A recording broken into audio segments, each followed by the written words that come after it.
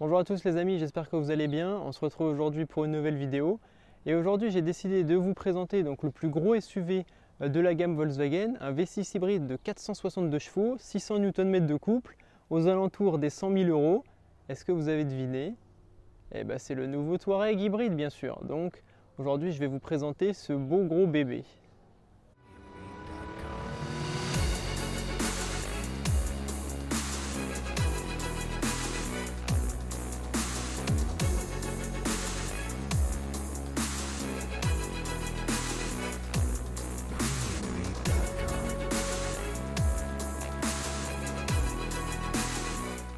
Bon, je vais essayer de faire un format un petit peu différent d'habitude avec certains plans pour que ça change un petit peu et qu'il y ait un peu de renouvellement aussi sur la chaîne.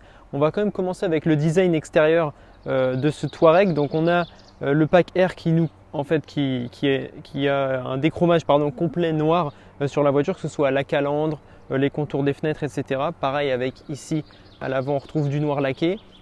Le bouclier en forme de C, donc on a vraiment une finition ici typée sport, même si c'est une hybride, on a quand même le sport. Logo Volkswagen ici, une grosse calandre quand même. Et on voit que les feux en fait se confondent un petit peu avec la calandre. On a bien sûr les clignotants à défilement à l'avant et à l'arrière, mais c'est quand même imposant. Donc du coup là, juste pour vous montrer, vous voyez, petit feu LED là, quand même bien sympa avec la calandre et le logo R ici. Et après ça plaît ou ça plaît pas, mais moi j'aime bien le design global. Genre ça fait gros, c'est imposant quoi. Après il y en a qui vont dire ouais c'est un SUV, c'est gros, c'est moche. Bah, ça peut pas plaire à tout le monde, mais en tout cas je le trouve plutôt pas mal. Alors les dimensions sont forcément impressionnantes, le plus gros SUV de la gamme Volkswagen, donc 4,87 m de long, 1,98 m de large, ce qui est quand même énorme, je le mettrai sur une place de parking pour que vous voyez ça assez bien, et 1,75 m de haut, vous voyez à côté de moi, donc franchement c'est quand même relativement gros. On a ici en option des jantes de 21 pouces qui sont vraiment énormes, mais elles vont super bien avec ce Touareg.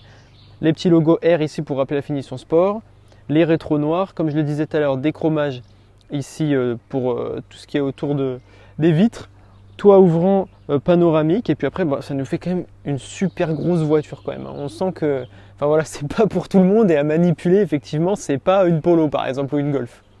Donc le 3/4 arrière pareil est lui assez imposant avec des beaux motifs quand même ici dans les feux, clignotant à défilement. On a un petit relief là pareil dans le phare qui rend assez joli. On a l'antenne requin bien évidemment, un petit béquet pour terminer la voiture, donc couleur voiture et puis couleur carrosserie et puis noir laqué. Le logo Volkswagen ici, on a le logo R par ici. Un bouclier arrière de noir laqué ici, donc qui vient en fait du pack R, donc qui est vous voyez avec tout le noir laqué qu'on avait avant. Deux sorties de pots en aluminium avec effectivement, donc les pots d'échappement sont vraiment à l'intérieur, ça c'est important quand même. 462 chevaux, c'est quand même le minimum. Et puis ici, donc hybride, puisqu'évidemment on peut le recharger, on en discutera tout à l'heure pendant la conduite. Un coffre ici de 665 litres, donc vous pouvez rabattre évidemment la banquette, mais là pour le coup on a largement la place d'emmener toute la famille en vacances. Voilà, après effectivement, donc on a aussi le crochet d'attelage sur celui-ci aujourd'hui de Touareg. Bon, effectivement c'est pas pour tout le monde, mais franchement il y a de l'espace et encore de l'espace.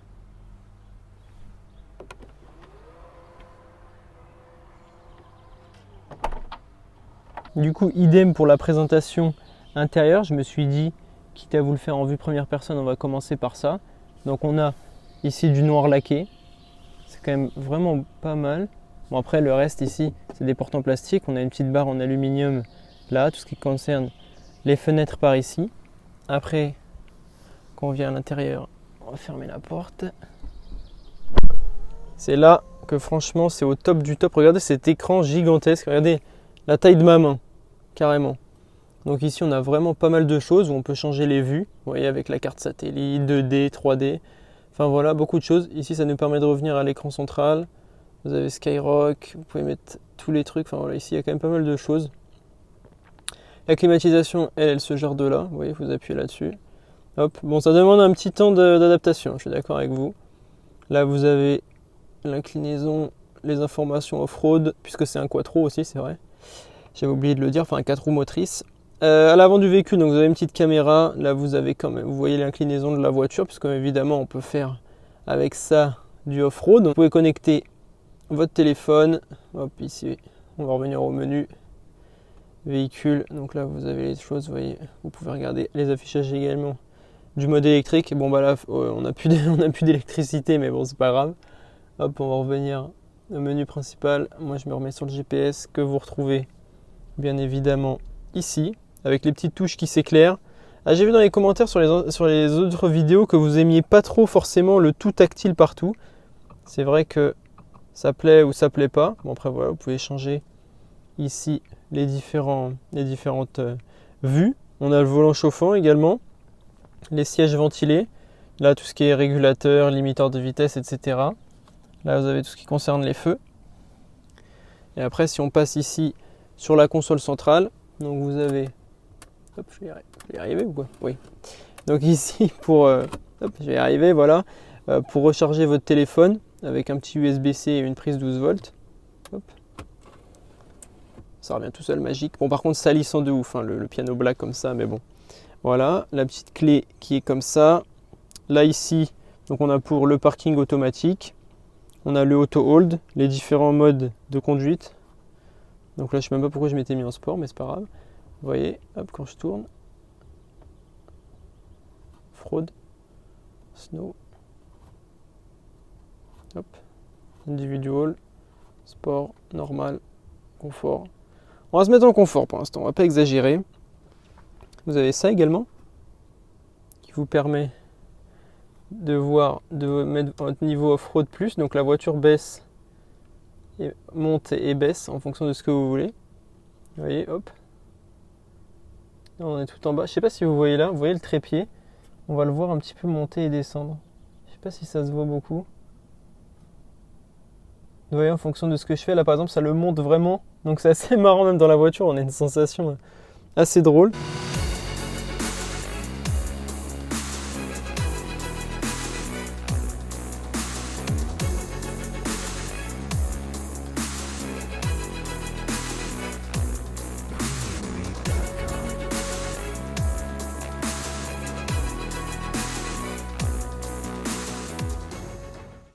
Et puis ici, vous avez un peu de rangement encore.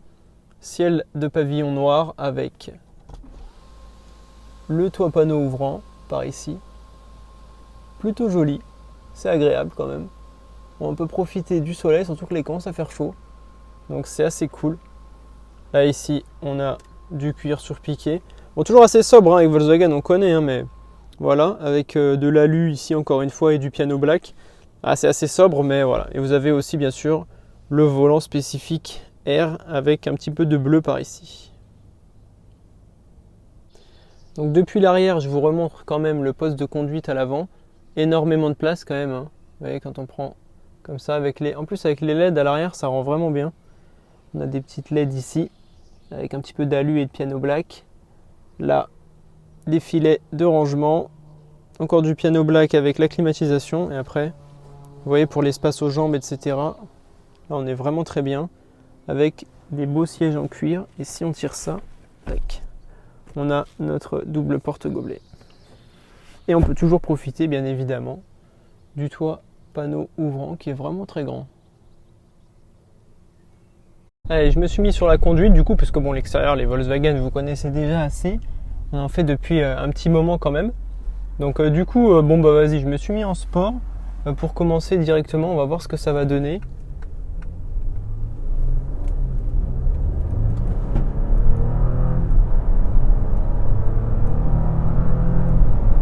Oh là là là là.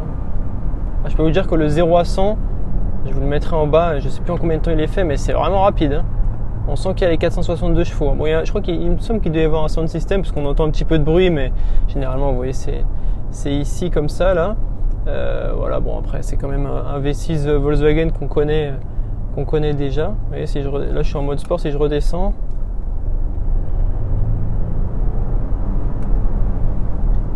franchement, on est propulsé rapidement. Hein. C'est vraiment pas mal, hein. Là pour le coup. J'avoue que ceux qui veulent se faire plaisir, il est lourd, mais bon, quand même, 462 chevaux en hybride, ça envoie quand même pas mal. Donc du coup, Là, on est sur des routes assez sinueuses, donc on va voir un petit peu ce que ça donne.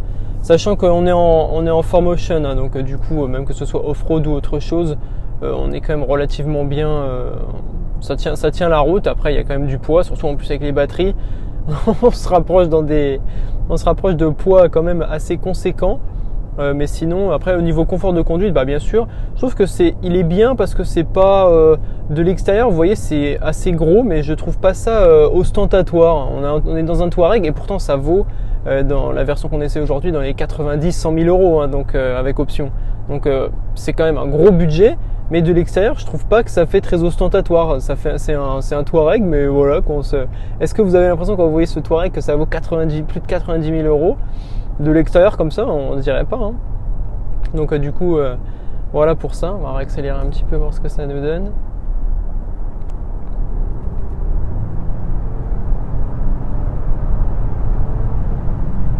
Par contre, ça marche bien. Bon, un peu plus de temps à freiner parce que c'est quand même lourd. Mais honnêtement, ça marche quand même vraiment, vraiment bien. On a toutes les assistantes à la conduite classique, hein, que je vous ai déjà présentées, avec le lane assist, le side assist. Vous voyez, si je me mets là comme ça, hop, il me redirige dans la voie, le régulateur adaptatif, enfin toutes les options classiques qu'on va retrouver, on va dire, dans une voiture à ce prix-là surtout. Parce que quand même, si on paye ce prix-là, c'est pour avoir une voiture avec beaucoup d'options. Bon, vous l'avez vu tout à l'heure dans la présentation, on a un grand écran ici qui nous permet de tout gérer. Ici, vous pourrez gérer le off-road avec donc les différents modes de conduite et puis le off-road, bien évidemment. Bon, là, je me suis mis en sport. Donc là, on n'est pas trop rabaissé ni trop levé. Je me suis mis à une hauteur à peu près standard. Alors par contre, le gabarit, effectivement, lui, il est un peu plus, on va dire qu'il est quand même assez gros. Quand on veut se stationner, etc. Il faut quand même avoir une bonne place, quoi. Faut pas se coller aux gens d'à côté. Allez hop, je me suis mis en mode sport pour vous faire une petite accélération juste après. On va attendre parce que là-bas il y a des gens, donc on n'est pas ici pour faire n'importe quoi. Ah, par contre, au niveau filtration des imperfections, franchement c'est top, hein. Surtout avec ce qu'on peut appeler un airlift peut-être. Et du coup on est vraiment bien installé. Et à aucun moment on se dit tiens, il y a une bosse, il y a un truc. On est vraiment bien. Donc du coup voilà, on va se mettre ici, tiens.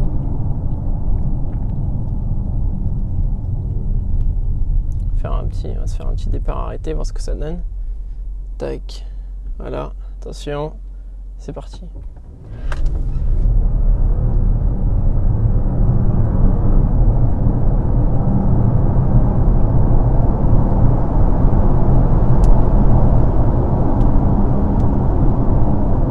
Wouh! Je peux vous dire qu'au démarrage ça décoiffe, mais alors à un point.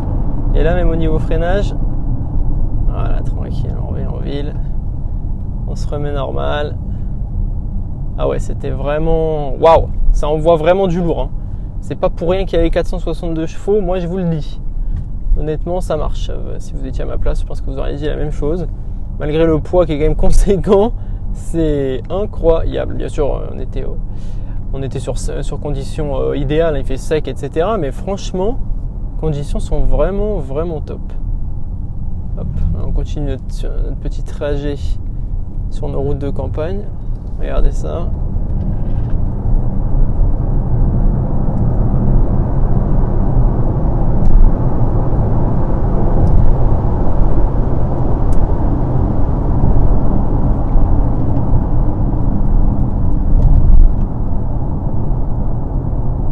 Ah, c'est quand même pas mal, hein.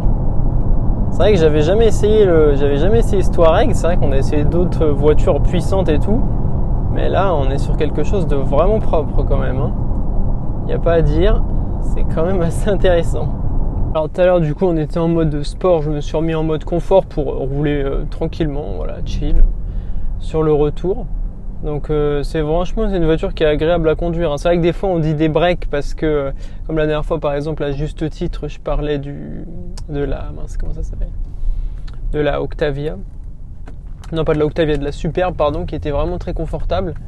Et là, pareil pour ce Touareg, c'est un SUV, donc forcément c'est franchement confortable, quoi. Assez doux, et c'est doux et violent à la fois. Si on veut qu'il soit violent, il peut l'être, donc voilà, c'est qui est assez drôle. Mais sinon, c'est une bonne voiture. Donc on est sur, parce qu'il y a quand même la partie hybride rechargeable, on est sur une partie à peu près de un peu moins d'une cinquantaine de kilomètres d'autonomie en tout électrique, avec des temps de recharge voilà, qui varient. Bon, c'est de l'hybride rechargeable, donc on va dire que c'est surtout pour éviter le malus, hein, puisqu'on a déjà un prix assez élevé de base. Donc si en plus il fallait rajouter 30 000 euros de malus, imaginez un V6 460 chevaux thermique en 2022, c'est strictement impossible à vendre. Donc bon bah du coup le côté hybride rechargeable permet à la fois de rouler en électrique une partie du temps, mais surtout d'échapper au malus, ce qui est une bonne technique d'ailleurs, c'est ce que tout le monde fait, donc bah voilà quoi, ça paraît logique pour le vendre quoi. Donc du coup après son principal concurrent, je pense c'est le Q7. Après à voir, effectivement celui-ci est moins ostentatoire peut-être qu'un Q7 de chez Audi. Donc du coup voilà, au niveau de ça, bon la consommation, là on était à plus de 10 litres tout à l'heure, parce que quand on fait des grosses accélérations avec, forcément on est au-dessus au niveau conso. Et puis après non, rien de. Il y a aussi le frein, vous savez, un petit peu régénératif. Dès qu'on lâche le pied, on sent la voiture ralentir toute seule. Là vous voyez, je fais rien et la voiture elle ralentit toute seule. Allez, je suis quand même allé dans vraiment une toute petite rue pour vous montrer que malgré quand même le gabarit, on peut réussir à le sortir. Donc vraiment là, je suis dans une rue, mais alors il faut y arriver à le sortir de là. Voilà. Voilà, c'est bon. Et je me suis mis tout seul dans une toute petite rue en fait. Et du coup j'étais complètement, je sais pas, j'ai tourné un peu et puis voilà. Donc là pareil, hein, c'est assez étroit quand même. Là où une voiture avec un gabarit standard pourrait passer, là faut être un petit peu plus minutieux et faire un petit peu plus attention quoi. Voilà. Mais sinon bon ça y est, là on revient sur une route normale, donc c'est mieux pour lui. Alors ce qui est assez intéressant à souligner avec ce frein régénératif là, c'est qu'en fait à l'approche d'un virage ou d'un rond-point, il vous met le sigle comme quoi il faut lever le pied, mais vous sentez sous la pédale que en gros il est comme s'il y a quelqu'un qui poussait contre vous la pédale pour freiner. Donc c'est assez intéressant. Puis une fois qu'on lâche la pédale, bon bah du coup après on a le frein régénératif fait son action, mais c'est assez drôle de voir que la voiture veut essayer de nous contrer quoi finalement, et de nous faire freiner absolument. On remarque, c'est quand même plutôt bien, parce que au niveau sécurité, on va dire que c'est quelque chose en plus quoi. Si on n'est pas concentré ou un truc du style, voilà, au moins ça nous apporte un gage de sécurité supplémentaire. Donc j'avais envie de vous montrer la marche arrière. Donc vous voyez que ça c'est à l'avant. Hop, on a la caméra qui peut s'incliner, et là pareil, vous voyez, bonne définition, et en plus ici on a le 360 qui nous permet d'éviter de taper par exemple dans cette bordure qui est juste là. Donc vous voyez la caméra ici, si je fais ça, hop, elle bouge dans l'autre sens, donc c'est assez pratique également. Et si je repasse en marche avant, hop, on a la petite caméra de la marche avant pour éviter de taper partout. Voilà, bah écoutez, on arrive à la fin de cet essai sur ce Touareg. Très heureux de l'avoir essayé, parce que c'est une voiture qui est assez rare et assez difficile à trouver, encore plus en ce moment.